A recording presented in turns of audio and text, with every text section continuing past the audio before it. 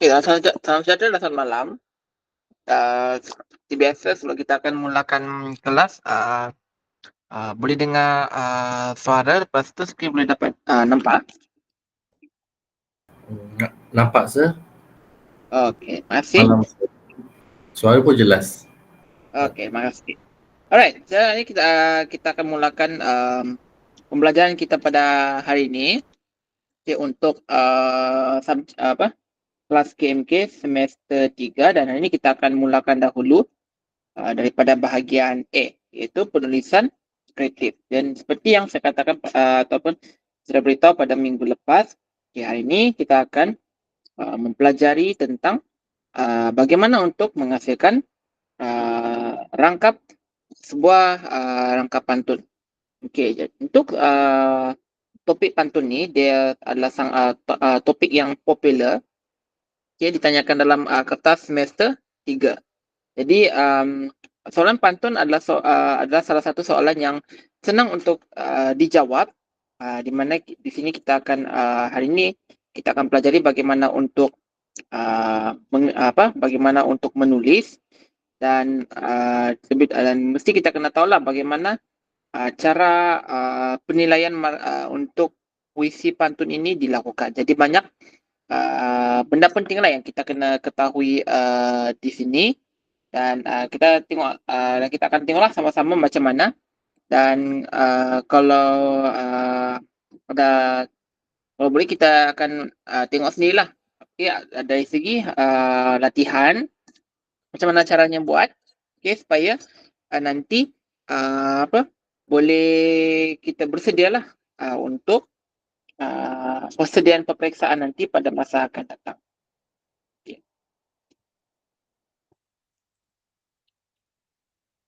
Okey, jadi untuk objektif pembelajaran kita pada hari ini, apa yang kita perlu kena capai adalah yang pertama, penulisan kreatif. Okey. Puisi tradisional kita akan pelajari bagaimanakah untuk menghasilkan puisi dan cerpen secara berpandu. Tapi hari ini kita akan berfokus kepada puisi, iaitu pantun. Okey, menghasilkan puisi dan cerpen berdasarkan kreativiti sendiri. Okey, jadi untuk pantun, kita akan mengetahui asas-asas dalam penulisan pantun. Tapi kita kena tahu dululah dari segi konsepnya macam mana. Jadi sepatutnya kita sudah pun belajar semasa di semester 1. Pantun ni tentang apa? Okey, berapa baris yang perlu ada dalam satu rangkap? Adakah dia mesti skema rima akhir dia mesti kena sama ataupun tidak? Berapa patah perkataan yang mesti ditulis dalam setiap rangkap tersebut? Ya, semua tu kita kena ingat baliklah. Sebab kalau kita kurang faham ataupun kita tak ingat, memang akan susahlah untuk menghasilkan puisi pantun ini. Okay, memahami dan mengikuti cara penulisan pantun menggunakan kaedah. Okay, untuk saya gunakan cara saya dulu untuk menjawab soalan pantun. So hari ini kita akan tengok nanti bagaimana caranya. Okay, dan mungkin boleh cuba cara saya tersebut ataupun mana yang lebih selesa lah. Tapi kita apapun kita kena faham dahulu dari segi konsep dia, dan kena tahu macam mana cara dari segi penulisan dia. Okay, ini lebih kepada daripada pengalaman dalam membuat semakan pantun tersebut, sama ada penulisan pantun tersebut itu boleh diterima untuk mendapatkan markah ataupun tidak. Okay, menghasilkan pantun berpandukan kaedah dipelajari. Jadi untuk hari ini kita akan cuba capailah ketiga-tiga objektif untuk pembelajaran pantun. Okay, selepas ini memang saya akan berikan satu latihan lah untuk menulis pantun. Jadi kita akan tengok tema apa yang perlu kita akan dapatlah. Okey.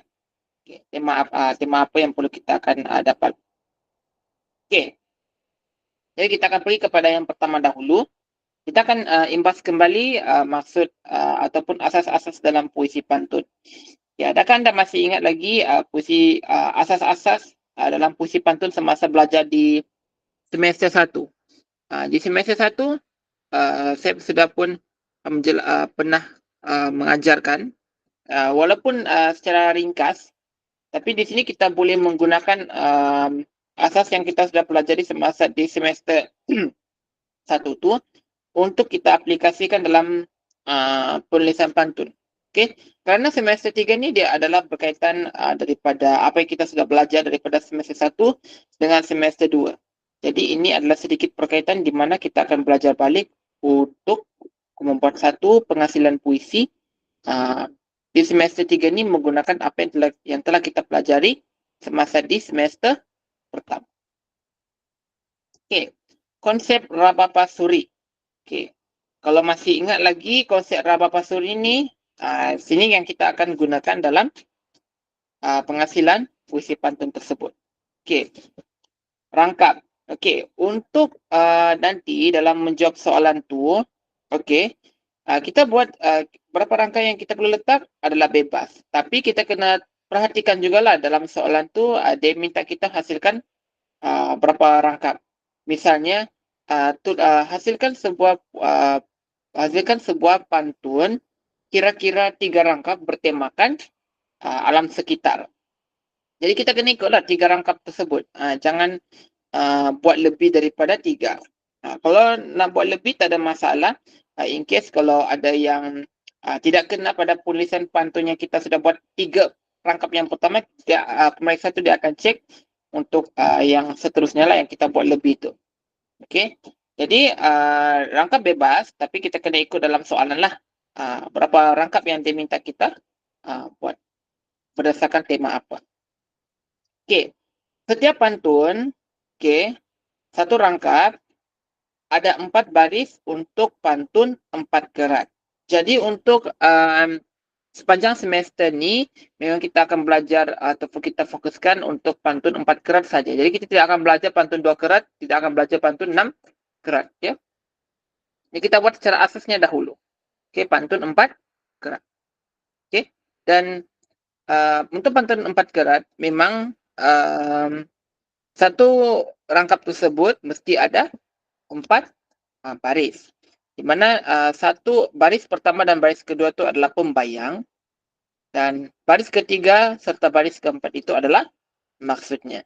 Saya rasa abang pun masih lagi boleh tahu dan ingat lagi kan macam mana yang masih lagi baris mana yang menentukan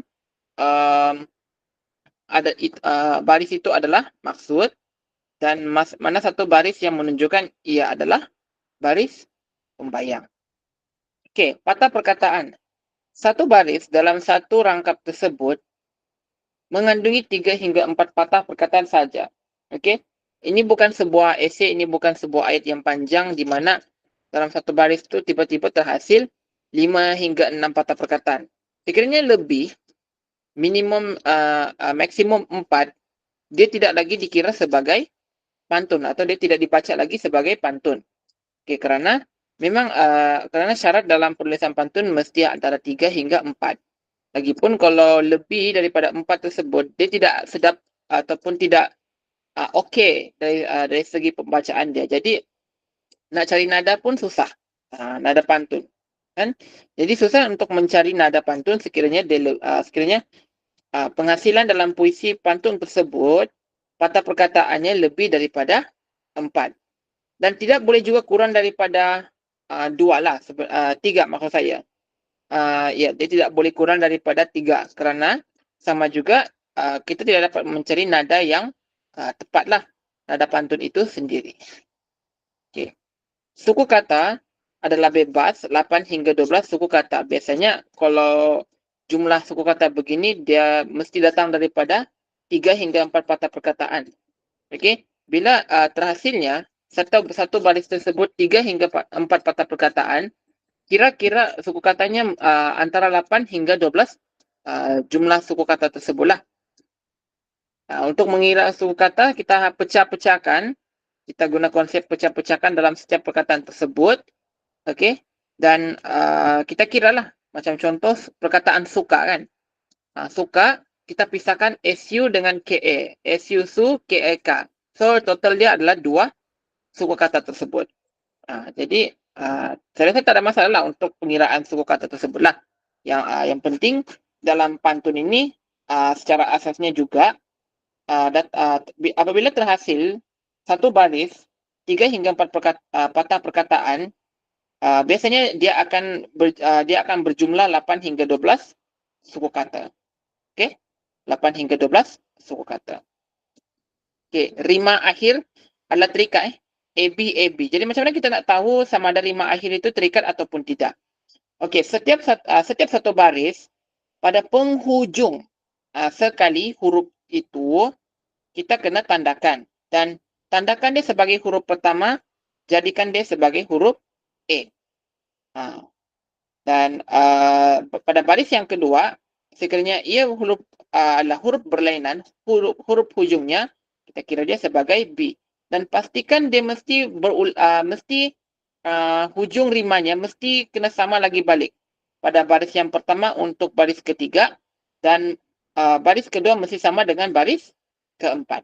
Kiranya untuk puisi pantun 4 kerat ni, AB ia mewakili daripada setiap satu baris. Misalnya A itu adalah baris yang pertama, B adalah baris kedua, A baris ketiga yang mesti sama dengan rangkap baris pertama, dan B baris keempat yang mesti sama dengan baris kedua. Itu yang akan terhasil dalam satu rangkap pantun. Jadi dia cantiklah dari segi cara pembacaannya. Okey. Jadi sebelum kita akan masuk untuk belajar cara menulis pantun, kita mesti tahu dahulu asas. Okey, sebab itu yang akan dinilai nanti 25 markah tersebut. Sekiranya hilang, akan potonglah markah tersebut. Okey. Okay, so yang ini setakat ni tak ada masalah sebab dalam Permata Sastra Melayu sepatutnya kita boleh sudah tahulah dari segi konsep dia. Jadi nanti boleh tengok baliklah contoh pantun dalam buku Permata Sastra Melayu lah. Okey. Okey. So kita tengok balik dalam buku Permata Sastra Melayu Pantun Nasihat. Okey. Okey, jadi kita tengok balik di mana cara-caranya untuk memastikan bahawa markah ni tidak akan hilang. Okey.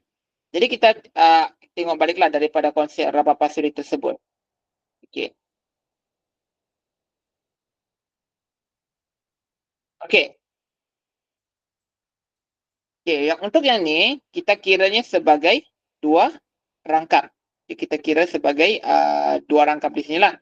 Total di sini untuk pantun nasihat ada 1 dan 2 rangkap. So ada 2 rangkap di situ yang kita boleh nampaklah. Okey. Setiap satu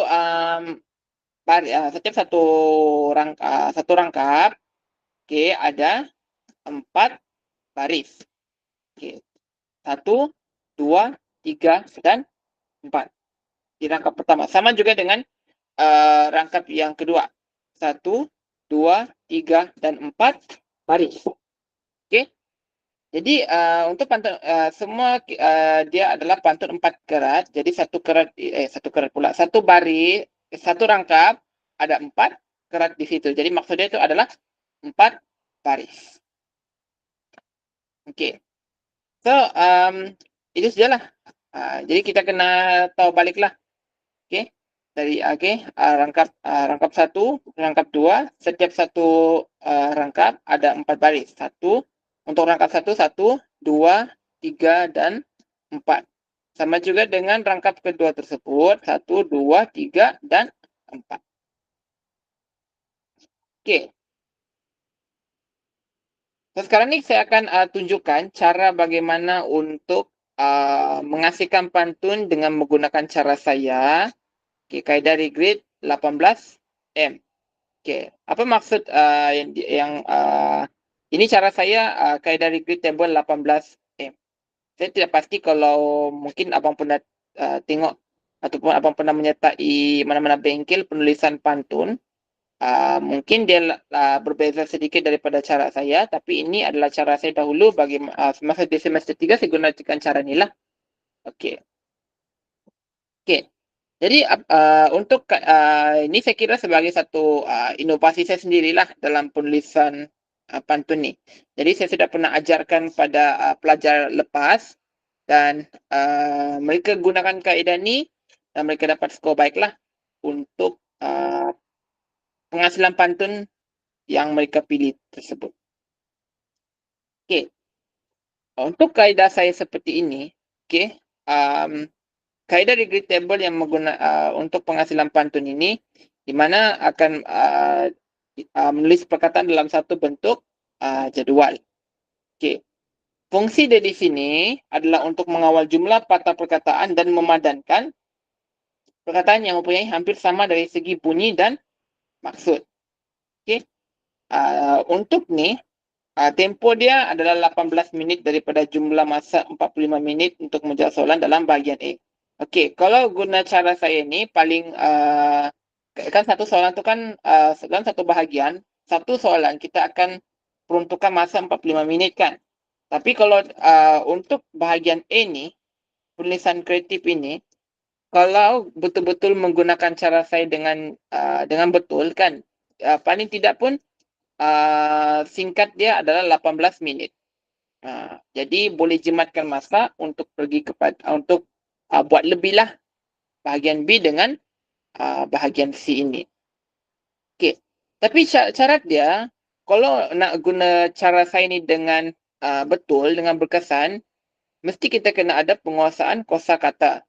Okey, kerana macam yang saya bagi tahu tadi, untuk penghasilan pantun, soalan yang diberikan adalah mengandungi tema yang berbeza-beza. Jadi kita tidak boleh menjangkakan apakah tema yang akan keluar.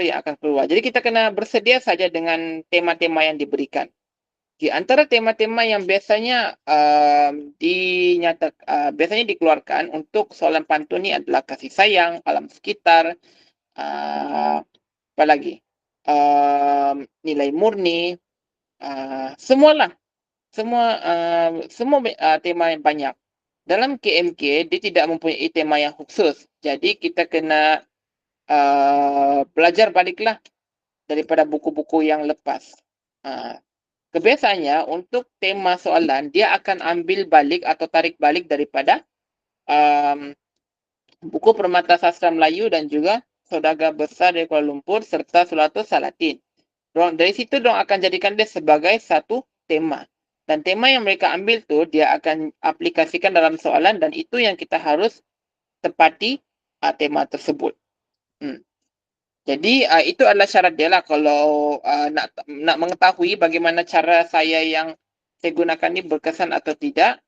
Paling penting di sini adalah penguasaan kosakatanya. Actually, pelajar saya pun dia tak berapa sangatlah pandai menggunakan kaedah ni. Kiranya saya bagi ni sebagai satu uji kaji lah. Tapi kalau nak cuba pakai, boleh. Sebab ini adalah cara saya dululah. Waktu saya jadi pelajar dulu. Okey, tidak okey, itu je lah. Okey. Okey, ini yang akan ini contoh soalannya yang akan biasanya akan ada dalam setiap tahun. Tapi tema dia berbeza-beza lah. Tapi saya clarify di sini untuk penghasilan berapa rangkap yang perlu dihasilkan itu adalah berbeza. Macam contoh, saya cuma berikan satu contoh ni lah. Hasilkan 5 rangkap pantun yang berkaitan dengan persahabatan. Okey, jadi kita kena faham maksud tema yang persahabatan ni. Persahabatan ni dari segi apa sebenarnya? Okey, itu yang akan menjadi satu syarat jika menggunakan kaedah saya ini dengan berkesan lah. Begitu. So, ini lebih kurang soalan macam ni lah. Jadi kita kena bersedia lah. Okey. Okey, so ini saya akan terangkanlah step by step macam mana. Okey, yang ini saya introduce masa pelajar lepas. Okey. Dorang cuba gunakan kaedah ni lah sebenarnya. Tapi kita tengok nantilah macam mana bergantung daripada keupayaan juga. Sebab ini adalah cara saya lah. Okey. Menggunakan degree table 18M maksud itu adalah menggunakan kaedah begini untuk menulis pantun dalam tempoh 18 minit sahaja. Okey, so saya akan terangkan satu persatu lah. Sekiranya hendak bercadang untuk menggunakan metode saya lah seperti ini. Okey, so sebelum tu saya ada saya dah masukkan dalam link Google Drive file certificate semester 3, tapi saya belum saya terlupa sebenarnya. Semua tu saya sudah masukkan dalam sekalikan dengan modul bijak mengarang. So nanti lepas ni saya akan bagi nanti tolong remindkan saya lah. Okey. Okey, kita pergi kita settlekan yang ni dulu lah. Okey, langkah yang pertama adalah di atas sekeping kertas A4 atau kertas kajang, Anda perlu lukis satu bentuk degree table yang ringkas dan cukup ruangan seperti yang ditunjukkan. So, maksudnya buat macam ni lah. Okey. Nak guna pen apa, terpulanglah. Tapi saya galakkan untuk menggunakan pen yang berbeza warna lah. Ataupun cukup merah, biru dengan hitam. Supaya kita nak lihat dari segi baris dia. Kan kita buat 4 baris kan, dalam satu rangkap tu 4 baris. So kalau yang macam ni, okey, macam yang abang tengok dekat slide sekarang ni, satu begini adalah untuk satu rangkap. So kita bahagikan dia kepada 4 baris. Jadi dari situ bila buat pembahagian dengan menggunakan pen ataupun pensel yang berbeza warna di situ, kita boleh kira satu line melintang mewakili satu baris yang kita akan tulislah di situ. Okey, jadi buat satu pembahagian dengan menggunakan pen berbeza warna lah. Tapi tidak ada masalah kalau kita menggunakan satu warna yang sama. Sebab Sebab tujuan dari situ kita menggunakan warna yang berbeza adalah untuk menunjukkan setiap baris-baris tersebut. Faham tak? Kalau tak ada, okey, nomborkan sama ada di sebelah kiri ataupun di sebelah kanan. Tujuannya adalah untuk melihat baris mana yang kita hendak tuliskanlah begitu. Okey, tidak perlu lukis besar atau terlalu kecil asalkan boleh muat dalam semua perkataan yang hendak ditulis.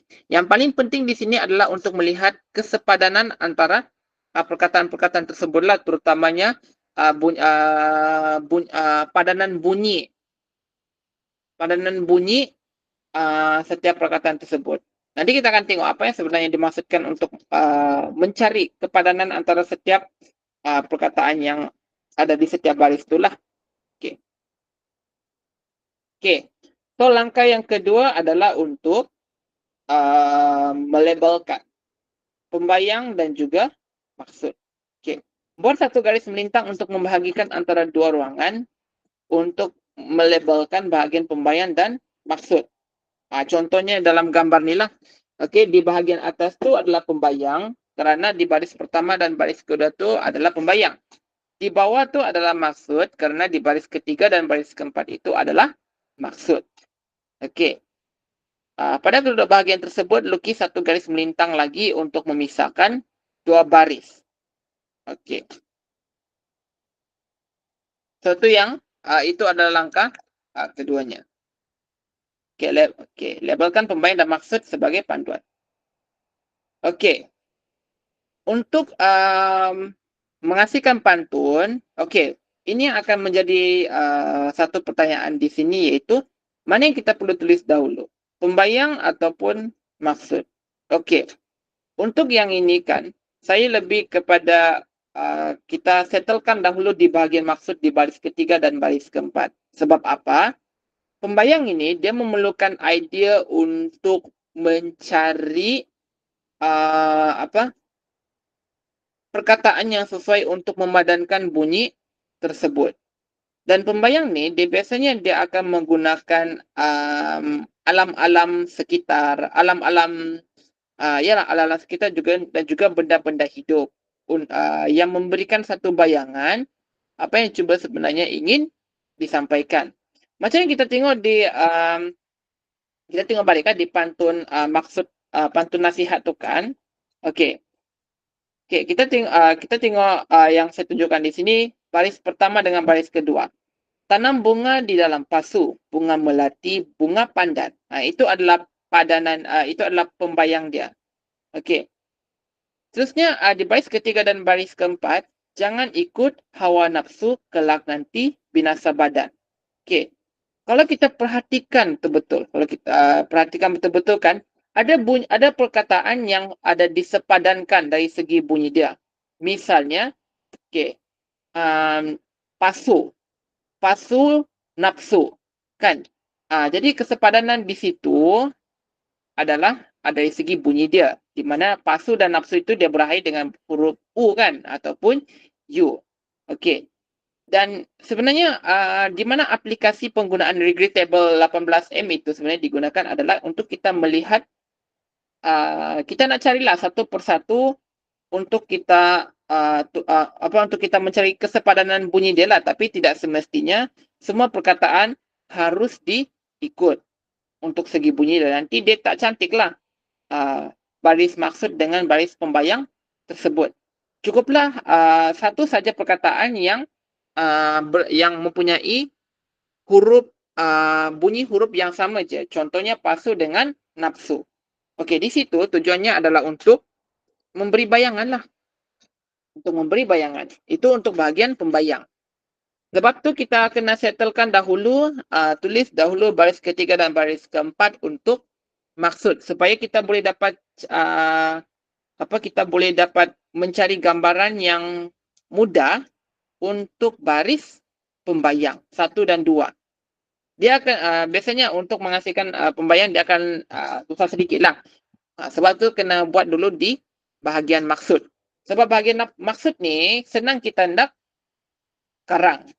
Kalau di bahagian pembayang tu dia susah sedikit sebab kita perlu idea.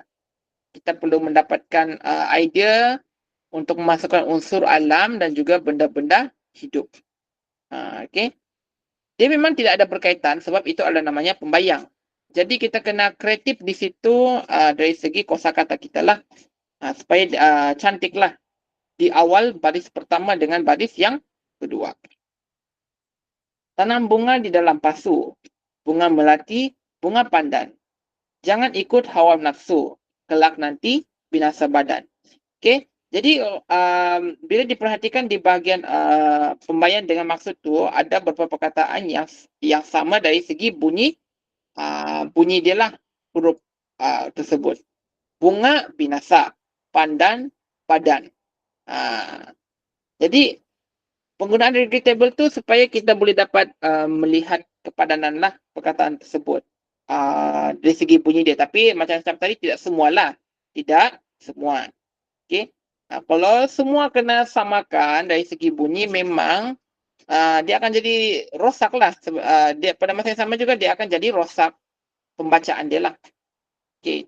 Satu contoh lagi yang kita boleh perhatikan adalah burung tiung terbang tinggi, burung merpati mencari sarang. Kalau sombong meninggi diri, kemana pergi, dibenci orang. Okey, untuk yang rangkap kedua ni, yang sama, ada yang sama sebutan, ada juga yang sama bunyi. Contohnya terbang dan meninggi.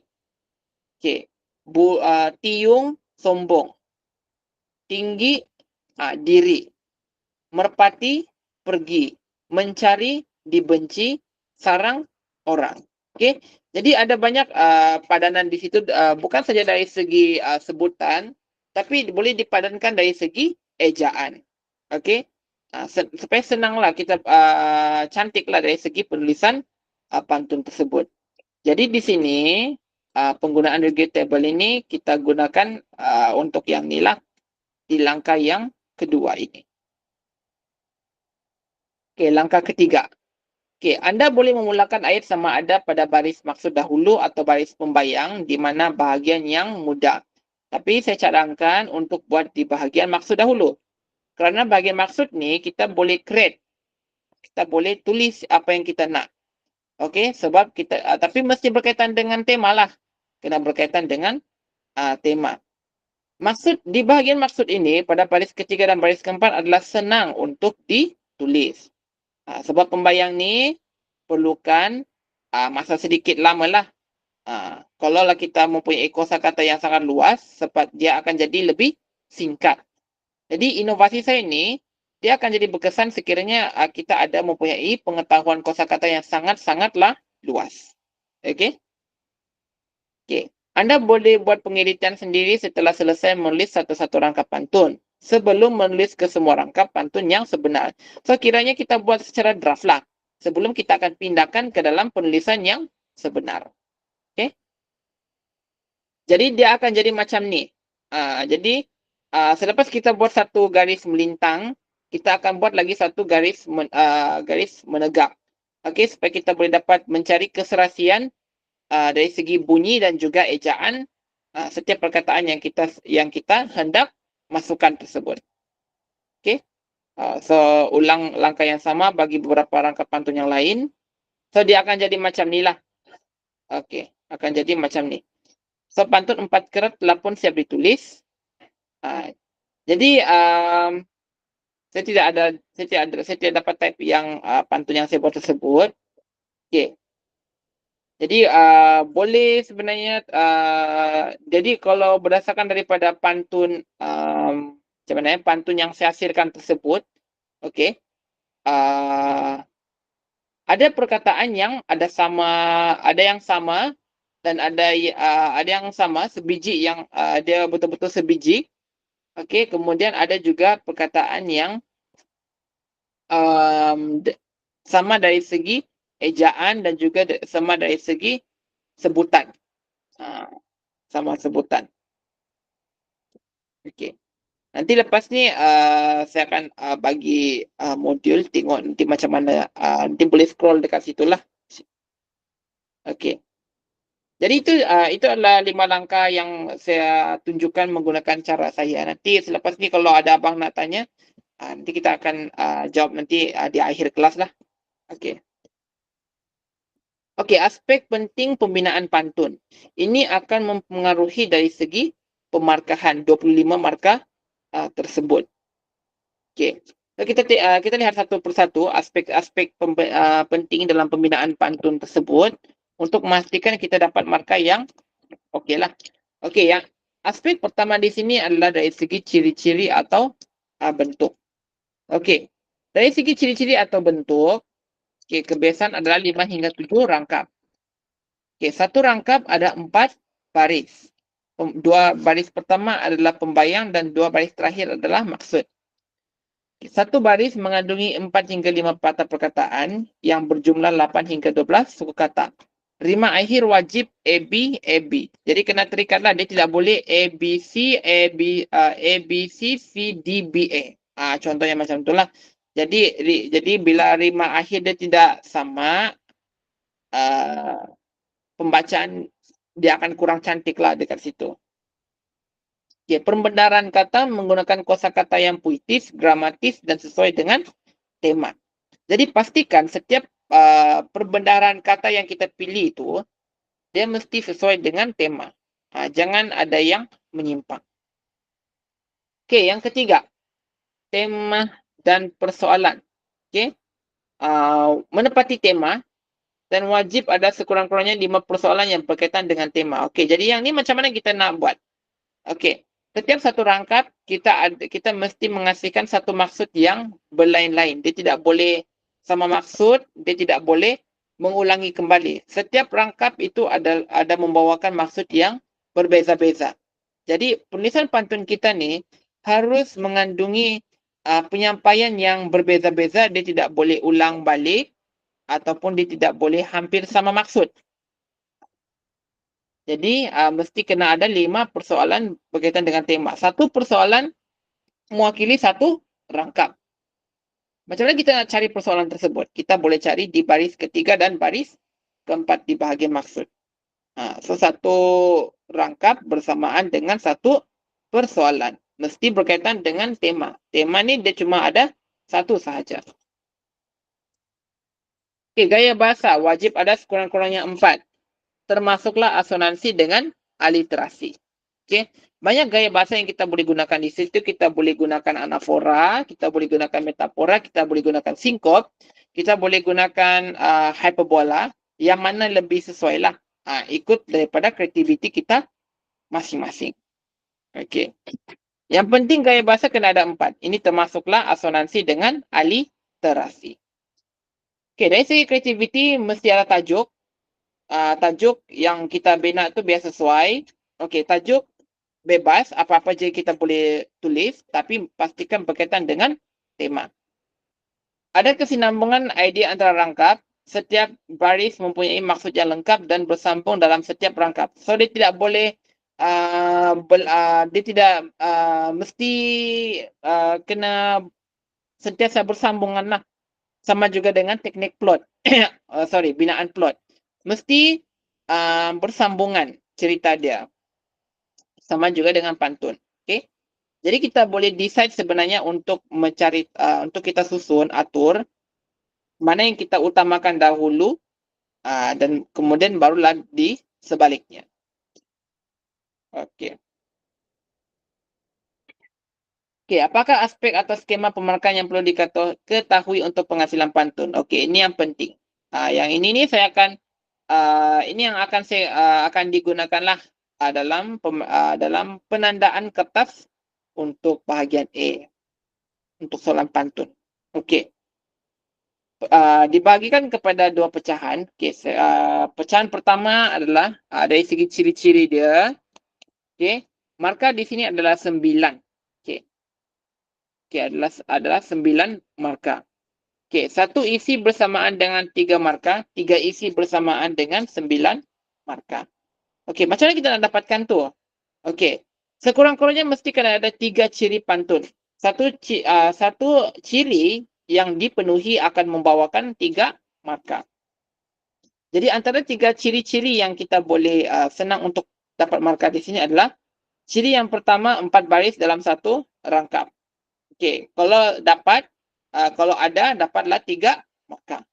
Rima akhir sama AB. So ini wajib ini wajib 3 markah. Okey. Dan seterusnya dua baris adalah pembayan dan 2 baris lagi adalah maksud. 8 hingga 12 suku kata dan mengandungi 4 hingga 5 patah perkataan dalam sebaris. Okey. Yang kedua adalah tema. Ada tema, dapatlah 2 markah. Kalau tak ada, kosonglah. Jadi kurang sempurnalah dari segi penulisan pantun itulah kalau tidak ada tema yang ada. Biasanya tema tu dia akan bagi dalam soalan. Tapi kita kena fahamlah tema dia tersebut. Sebab tajuk itu, tajuk puisi yang kita buat itu adalah bergantung daripada tema itu. Kalau tidak memenuhi tema, kosonglah markah. Okey, persoalan ada 5 markah. Setiap satu rangkap ada 1 persoalan. Okey. Okey, jadi kalau dia tidak ada persoalan, kosonglah. Jadi akan dikira berapa rangkap je yang ada mempunyai persoalan tersebut. Okay, dari segi gaya bahasa, satu penggunaan gaya bahasa akan mendapat 1 markah. Okey, kalau ada menggunakan 4 gaya bahasa, dapatlah 4 markah. Jadi dalam pantun mesti kena ada gaya bahasa sekurang-kurangnya 4 markah. 4 gaya bahasa. 1 gaya bahasa yang betul akan mendapat 1 markah. Okey. So mesti pastikan kena ada lah. Semua kena ada supaya boleh dapat 25 markah tersebut. Okey. Dari segi kreativiti, okey, mesti kena ada tajuk, wajib tajuk ada dapatlah 1 markah. Kesinambungan idea 1 markah. Penceritaan yang diberi sama ada diberikan 3, 2 ataupun 1. Okey.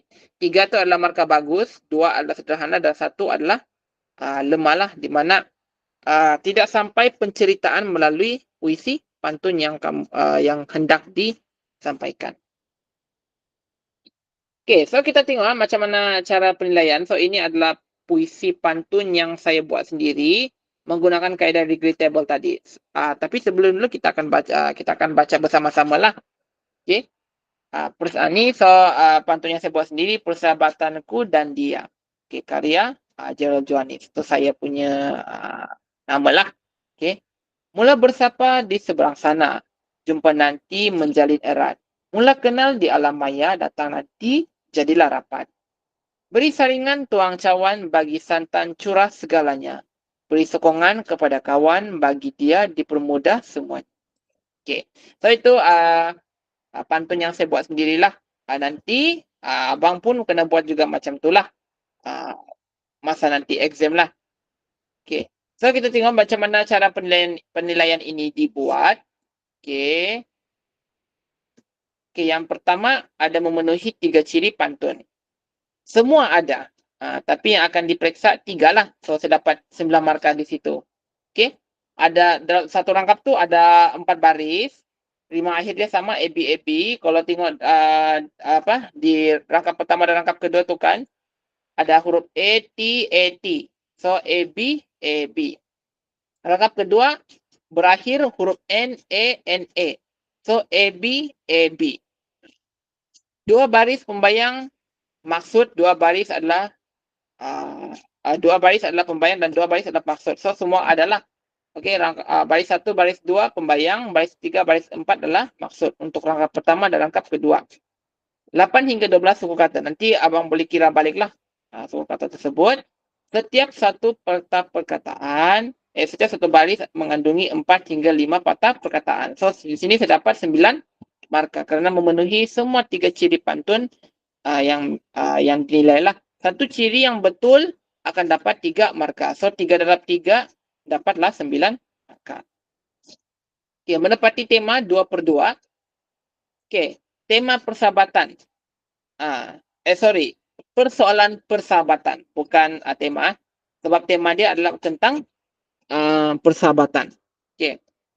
So, persoalan yang pertama adalah persoalan tentang membina persahabatan dunia maya pada masa kini. Persoalan kedua adalah persoalan tentang seseorang memberi sokongan dari segi moral dan kebendaan kepada rakan karibnya. Jadi macam mana kita boleh lihat persoalan tersebut? Tengoklah di baris ketiga dan baris keempat. Maksud tersebut. Okey, gaya bahasa digunakan aliterasi, asonansi, anafora. Okey, anafora tu di mana yang kita boleh lihat? Iaitu penggunaan perkataan yang sama di awal baris. Contohnya, mula bersapa di seberang sana, mula kenal di alam maya, beri saringan tuang cawan, beri sokongan kepada kawan. Jadi ada 3 gaya bahasa je yang dikenal pasti di situlah. Jadi saya dapat 3/4 markah. Kalau persoalan, dia mesti ada 5 rangkap kan. Tapi di sini saya buat 2. Jadi satu rangkap ada satu persoalan.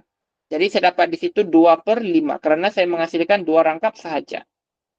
Okey. Okey, untuk dari segi markah kreativiti, tajuk kena ada. Bila ada tajuk, dapatlah 1 markah. Kesinambungan idea 1 markah, penceritaan yang diberi 2 markah. Biasanya kalau paling tinggi dapat 2/3 je lah. Sangat mustahil lah untuk dapat 3. Kalau dapat 3 tu, yang mesti betul-betul bertepatan dengan apa yang diberikan dalam tema tersebut. Okay. So total di sini berapa saya dapat? Semua ada ni sudah dinilai dapatlah 20/25. Okay. Jadi paling tinggi kita boleh dapat di sini adalah 20 ataupun paling minimum di sini 19 lah. Kerana memang kita tahu untuk bahagian A memang sedikit mencabar dan sebenarnya memang tidak ramai lah untuk mendapatkan markah tinggi. Paling tinggi pun 23/25, tidak pernah lagi lah ada yang dapat markah full. Memang sangat mustahil.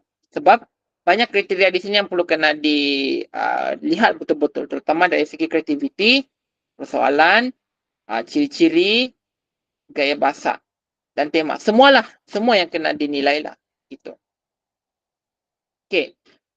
Sampai di sini sajalah untuk sesi kelas kita pada hari ini. Okey. Jadi untuk tugasan, cuba kita tengok dulu lah kalau ada tugasan yang diberikan lah di sini. Okey. Ada tak? Ada kalau saya tengoklah kalau masih lagi ada diberikan.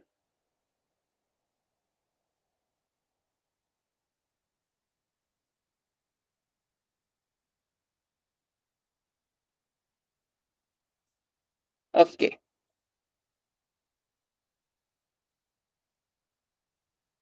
Dan saya tunjukkanlah juga markah yang pernah diberikan oleh pelajar sebab saya pernah bagi latihan begini. So kalau tidak pernah ataupun baru first time mengasihkan pantun, kita akan tengok di sini, kita akan tunjukkan di sinilah.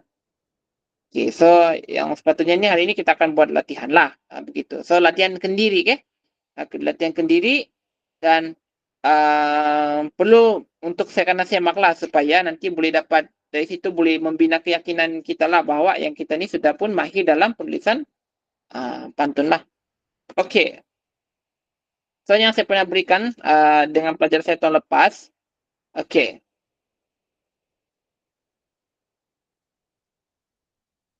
Okey, latihan penghasilan puisi tradisional pantun.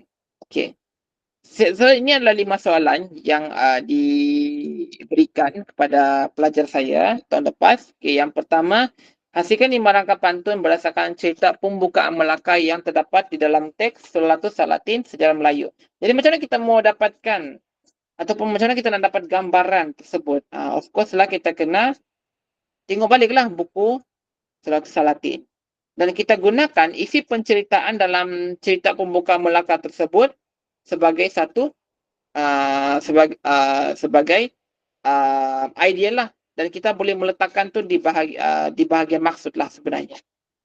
Tapi kalau untuk soalan pertama ni memang secara keseluruhan lah, rangkap satu rangkap, baris 1, baris 2, baris 3 dan baris 4 semua berkaitan dengan cerita pembukaan Melaka tersebut.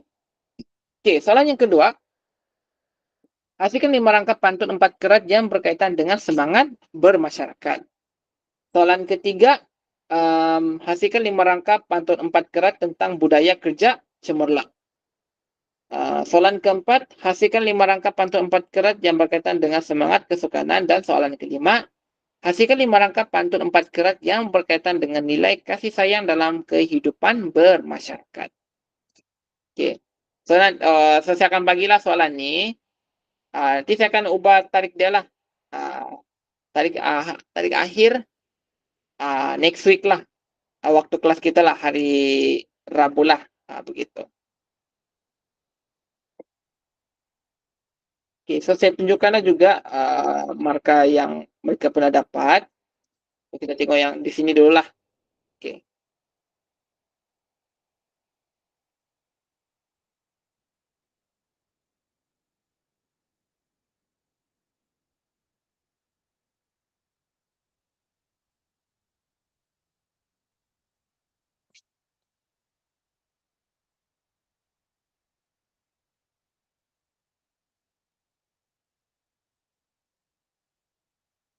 Okay. So ni hasil latihan yang pelajar saya buat tahun lepas. Okay. So dia buat rangkap dia punya pantun dia. Saya tak tahu lah di mana saya simpan dah latihan dia. Tapi yang ini saya sudah periksa lah markah dia. So di sini total di sini yang dia dapat adalah 21 per 25. Okay. 21 per 25. So nanti saya akan hantarkan latihan. Okay, latihannya ni cuba buatlah. Pelajar saya pun dia boleh je buat walaupun dong busy. Jadi rasanya abang pun mesti boleh buatlah jugalah. Jadi pilih satu je soalan. Satu daripada 5 soalan tersebut lah. Ya? Saya nak tanya, okey, macam contoh, macam soalan-soalan ni dia dah bagi siap sedia dengan tema kan? Contoh macam nombor 2, semangat bermasyarakat. Nombor 3, budaya kerja cemerlang. Itu adalah tema kan, sir? Itu adalah tema dia. Betul Okey, lepas tu kalau macam saya nak menghasilkan satu pantun tu, okey, contoh tajuk untuk budaya kerja cemerlang tu macam mana saya nak buat tajuk tu, sir? Budaya kerja cemerlang, okey, lepas tu untuk pantun tajuk dia? Tajuk itu dia terpulang lah nak buat tajuk apa. Yang penting mesti memenuhi tema. Itu je. Oh, berkaitan dengan budaya. Tajuk tu Tajuk itu dia apa-apa je nak buat, tak kisah sebab itu dia masuk dalam markah kreativiti. Kita yang sendiri akan membina tajuk itu sendiri. Tapi pastikan dia berkaitan dengan tema dia. Contoh Tema. dia, contohnya pejabatku rumahku. Sehari di pejabat. Apa lagi? Kisah aku bersama dengan rakanku. Apa-apa je dia tak ada masalah. Yang penting mesti memenuhi tema tersebut lah. Dan kita kena perhatikan juga dari segi isi dia lah. Sama ada dia berkaitan ataupun tidak. Itu yang akan semua dinilai untuk mendapatkan markah maksimum lah. Begitu.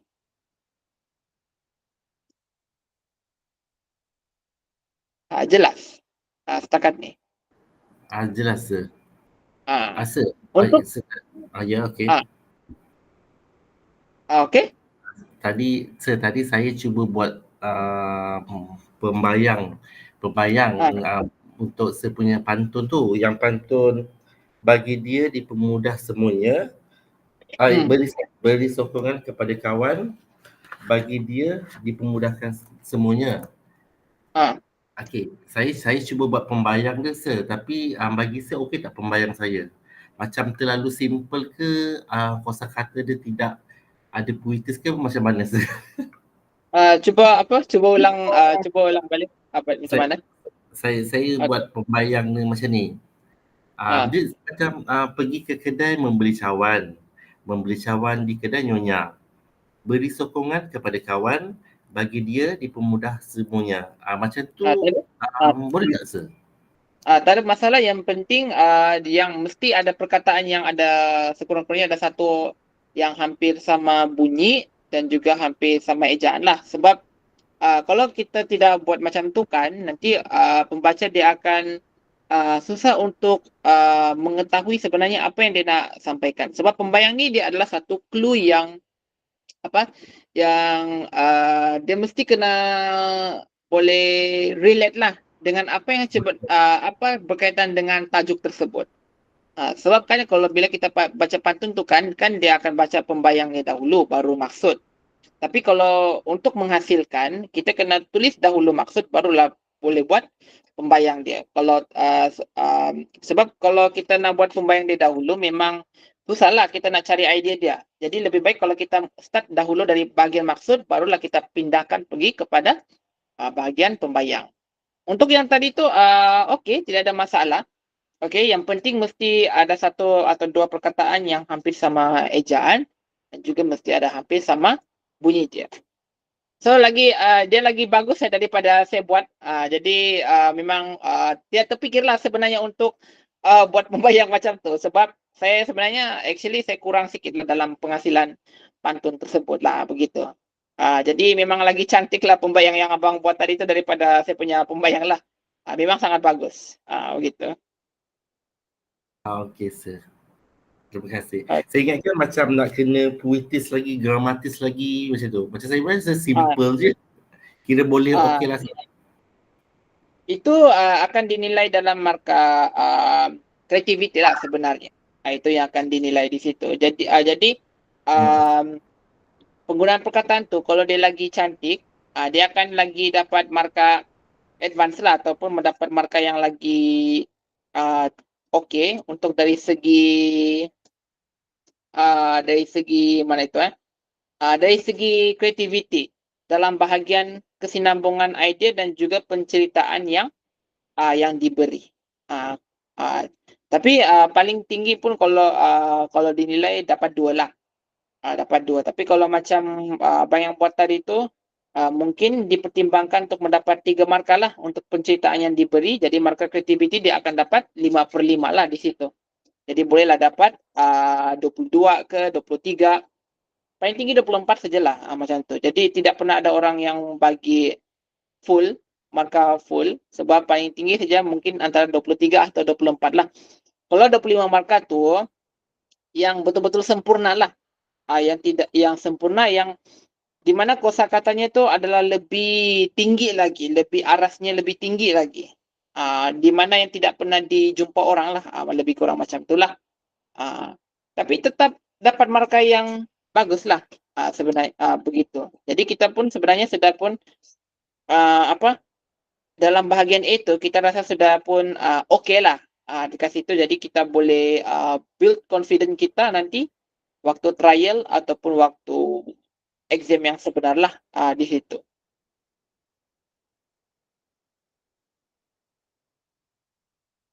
Okey sir, faham. Alright. Okey, so setakat ni ada apa-apa pertanyaan yang ingin ditanyakan sebelum kita akan tutup kelas kita pada hari ini? Tak ada sir, itu saja yang nak ditanya. Okey. So saya akan postkan latihan dekat sini. Nanti kita akan cuba analisis lah pada minggu depan untuk kita tengok apa itu boleh untuk setakat ni boleh faham atau tidak untuk yang bahagian inilah bahagian ini. Okey, jadi sudah selesai untuk pembelajaran kita mengenai penghasilan puisi pantun. Next week lagi kita akan pelajari pula bagaimana untuk menulis puisi sajak. Tapi bukan pada minggu hadapan lah, sebab minggu hadapan kita akan pergi kepada bahagian B. Okey.